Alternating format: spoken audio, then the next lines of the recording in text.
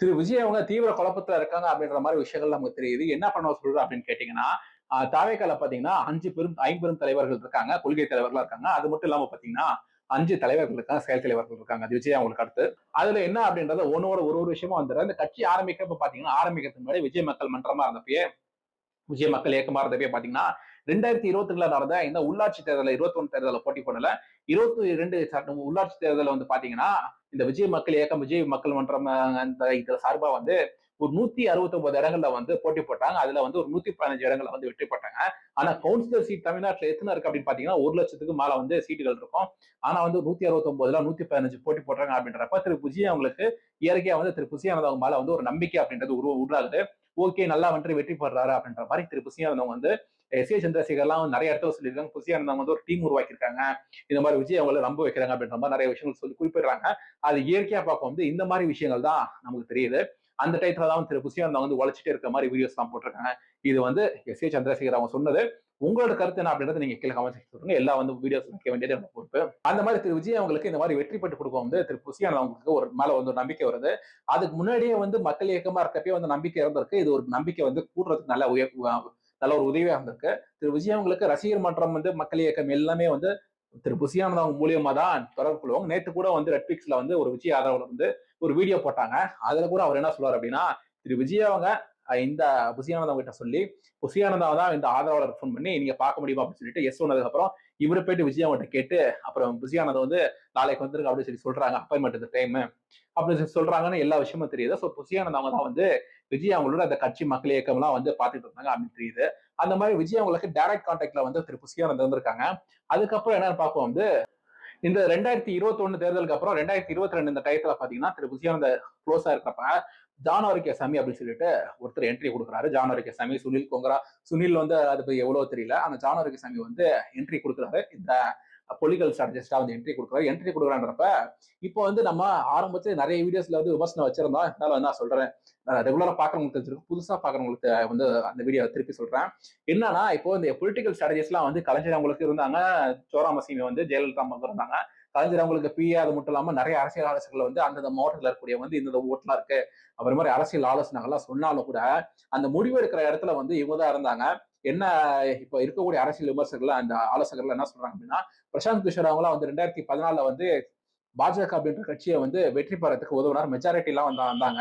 அப்படி இருக்கக்கூடியவங்கள வந்து வெளியே அமைச்சதுக்கான காரணம் என்னன்னா, கட்சியில இருக்கக்கூடிய உள் செயல்பாடுகளை வந்து செயல்படுறாரு அப்படின்னு சொல்லிட்டு நிறைய வந்து நோட் பண்ணாங்க. அதனாலதான் அவர் வெளியே அமைச்சாங்க. அப்புறம் 2019 காங்கிரஸ் கட்சிக்கு வேலை பார்த்தாங்க அப்படின்னு தெரியுது. நிறைய கட்சிகளுக்கு வேலை பார்த்தாங்க. சிவசேனாக்கு ஒரு கட்டத்துல வேலை செஞ்சிருக்காங்க. அந்த மாதிரி வேலை செய்யறப்ப ஒரு இடத்துக்கு போகும்போது அவரை வெளியே அனுப்புறாங்க. ஏன்னா அப்படின்னா அவர் இந்த கட்சி செயல்பாடுகள்லாம் வந்து தலையிடார் அப்படின்னு சொல்லிட்டு தான் அவர் வந்து இந்த மாதிரி செய்யுங்க. அப்புறம் காங்கிரஸ் கட்சியில வந்து இணையரா அப்படின்னு சொல்லிட்டு ஒரு பேச்சு வந்தப்ப அப்ப என்ன அவர் நிபந்தனை வச்சாருன்னா, காங்கிரஸ் கட்சியில வரும் வந்து என்னென்ன போஸ்டிங்கா போடணும், யாரெல்லாம் வந்து எந்தெந்த மாநிலத்துக்கு தலைவராகணும், அப்ப சிலோபரணைங்க தலைவராகிறது வந்து தேசிய தலைவராகக்கூடிய மல்லிகார்ஜுன கார்கே வந்து தலைமையில ஏதோ வந்திருக்காங்க அப்படின்னு சொல்லி சொல்றாங்க. அதுக்கு நிறைய பேர் வந்து இந்த தமிழ பாண்டியன்லாம் வந்து நிறைய விஷயங்கள்லாம் வந்து கதை சொல்றாரு. அந்த விஷயங்கள்லாம் பாத்துக்கோங்க.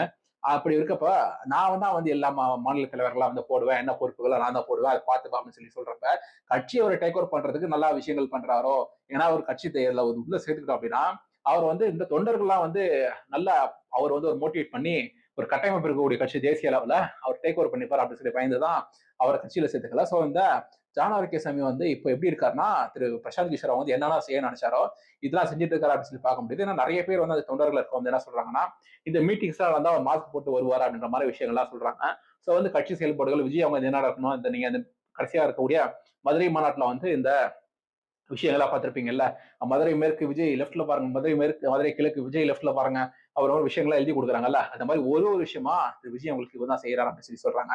அந்த நேரத்துல பாத்தீங்கன்னா திரு புசியானந்த் அவங்க வந்து ஜான் ஆரோக்கியசாமி வந்து புசியானந்த் மட்டும் ஒரே கான்டாக்டா இருந்தப்ப பாத்தீங்கன்னா இப்ப திரு ஜான் ஆரோக்கியசாமி வந்து 2வது கான்டாக்டா திரு விஜய் அவங்களுக்கு வராங்க. அந்த நேரத்துல பாத்தீங்கன்னா 2 பேருக்குன்னு கிளாஷ் வருது. நான் தானே ஆலோசகரா இருக்கேன் அப்படின்ற மாதிரி இவர் ஒரு கிளாஷ், நான் தானே ஆரம்பத்துல இருக்கு அப்படின்னு இவர் ஒரு கிளாஷ் வர இது நேரத்துலதான் வந்து ஆதவ அர்ஜுனா உள்ள நுழையிறாரு. ஆதவ அர்ஜுனா என்ன அப்படின்னு சொல்லி பார்க்கும்போது 2019-21 திமுகவுக்கு 39 சீட், அதுக்கப்புறம் 2021 மெஜாரிட்டி போறதுக்கு திமுக உதவி பண்ணாரு. அவரே வந்து நிறைய இடத்துல பெருமையா சொல்லியிருக்காரு. திரு பிரசாந்த் கிஷோர் அவங்க வந்து 2021 19க்கு திமுக வேலை செய்யறதுக்கு கூட்டிட்டு வந்ததுக்கு இவர் ஒரு பெரும்பங்கு இருக்கு அப்படின்னு சொல்லிட்டு நிறைய இடத்துல இவரே கிளைம் பண்ணிருக்காரு. அதுக்கப்புறம் 2024 வந்து ஒரு தனி தொகுதி கேட்டாங்க. ஒரு பொது தொகுதி கேட்டாங்க. 2024 விசிகா வந்து ஒரு 2 தனி தொகுதி. தனி தொகுதியில வந்து எஸ்சி எஸ்டி மக்கள் தான் போட்டி போட முடியும். பொது தொகுதியில யார் வேணாலும் போட்டி போடலாம். பொது தொகுதியில ஏன் வந்து எஸ்சி எஸ்டி மக்களை நிறுத்தல அப்படின்னு சொல்லிட்டு இத்தனை காலங்களா வந்து திராவிட கட்சிகள் மேல வந்து கேள்விகள் இருக்க இந்த சீமான் அவங்க தான் வந்து புதுசா ஏதோ விஷயங்களா செய்யறாரு. இப்ப தாவேக்கால வந்து இந்த மாதிரி விஷயங்கள்லாம் செய்வாங்க அப்படின்னு பொறுத்து பார்க்கணும். அந்த டயத்துல 2024 வந்து ஒரு பொது தொகுதி கேட்கறாங்க. பொது தொகுதி யாருக்கு அப்படின்னா ஆதவ ஒரிஜினாவுக்கு கேட்கறாங்க. கேட்டா அது கொடுக்கல. அப்ப நிறைய விஷயங்களா பேசப்பட்டது வந்து கட்சியை டேக் ஓவர் பண்ணிடுவாங்க அப்படின்ற மாதிரி சொல்லிக்கலாம். இந்த சீட் கொடுக்கல அப்படின்ற மாதிரி விஷயங்களை கேட்கப்படுது. 2021 வந்து வந்ததுக்கு அப்புறம் பின்னு ஒரு நிறுவனம் ஆரம்பிச்சிட்டாங்க. அந்த முக்கியத்துவம் இல்ல அப்படின்னு சொல்லி உணர்றப்ப 2024 23 வந்து விசிகல வந்து இணைறாரு. விசிகல முக்கியத்துவம் இல்லை அப்படின்னு சொல்லி தெரிஞ்ச உடனே அவரு தாவேக்கல வந்து இணைறாரு. இணைய வந்து திரு விஜய் அவங்களுக்கு டேரக்டா க்ளோஸ்ல வந்தாரு. இப்ப கூட மகாபலிபுரம் வரைக்கும் பாத்தீங்கன்னா இந்த 27ஆம் தேதி நடந்த சந்திப்பு வரைக்கும் திரு ஆதவ அர்ஜுனா தான் வந்து இந்த செலவுலாம் செஞ்சிருக்காங்க அப்படின்னு சொல்லிட்டு சொல்றாங்க. அப்படி பார்க்க வந்து திரு விஜய் அவங்களுக்கு 3 கான்டாக்டா வந்துருது. அதுக்கப்புறம் தான் சிடிஆர் நிர்மல்குமார் வராங்க. அவர் என்னதான் டைரக்ட் கான்டாக்டா இல்ல கூட விஜய் அவங்களை நேர்ல சந்திக்கிறப்ப நல்ல பேச்சு, நல்லா பேசுறது, இந்த மாதிரி ஒரு பிஜேபி அப்படின்ற கட்சியில பாத்தீங்கன்னா ஆர்எஸ்எஸ்ல இருந்திருக்காரு. அதுக்கப்புறம் பிஜேபியில வந்து ஸ்டேட் ஐடி பிரசிடென்டா இருந்திருக்காரு. அந்த மாதிரி ஒரு பொறுப்புல இருக்கிறப்ப அண்ணாமலை அவங்களுக்கு சபார்டினேட்டா பார்க்கப்பட்டவர் இவரு பிஜேபியில. அந்த மாதிரி விஷயங்கள்லாம் கேள்விப்பட திரு விஜய் அவங்க வந்து இவர் ஒரு பெரிய அரசியல்வாதியா பார்த்துட்டு இருக்காரு அப்படின்ற மாதிரி விஷயங்கள்லாம் தெரியுது. ஸோ நல்ல ஆலோசனைகள் நடத்துறது இந்த பிரைவேட் மீட்டிங்ஸ் தான் பிரைவேட்னா 1-to-1 மீட்டிங். இப்ப எம்.கே. ஸ்டாலின் அவங்க வந்து ஒரு சட்டமன்ற தொகுதி பொறுப்பாளரை வந்து கூட்டு பேசுற மாதிரி நிறைய மீட்டிங்ஸ்லாம் வந்து பண்றது. அந்த டைரக்ட் கான்டாக்ட்ல இருக்காரு அப்படின்றது கொஞ்சம் டவுட் தான். அந்த மாதிரி இருக்க 4வது கான்டாக்டா இவங்க வர அதுக்கப்புறம் பாத்தீங்கன்னா ஐஆர்எஸ் ஆபீசர் அருண்ராஜ் வராரு. இந்த வர தேதியில வந்து அவர் 4வதா ஒரு கான்டாக்ட்ல வராரு. 4வது கான்டாக்ட்ல வந்தோடனே இந்த 3 பேருக்கு வந்து பாத்தீங்கன்னா ஒரு அதிருப்தி உண்டாகுது. இந்த 3 பேருக்கும் பாத்தீங்கன்னா ஒரு அதிருப்தி உண்டாகுது. இவர் வந்து டைரக்ட் சிடிஆர் டைரக்ட் கான்டாக்ட் கிடையாது. இந்த மாதிரி ஐஆர்எஸ் ஆபீசர் வரப்ப ஒரு அதிருப்தி வந்து ஆல்ரெடி இருக்கக்கூடிய 3 பேருக்கு உண்டாகுது.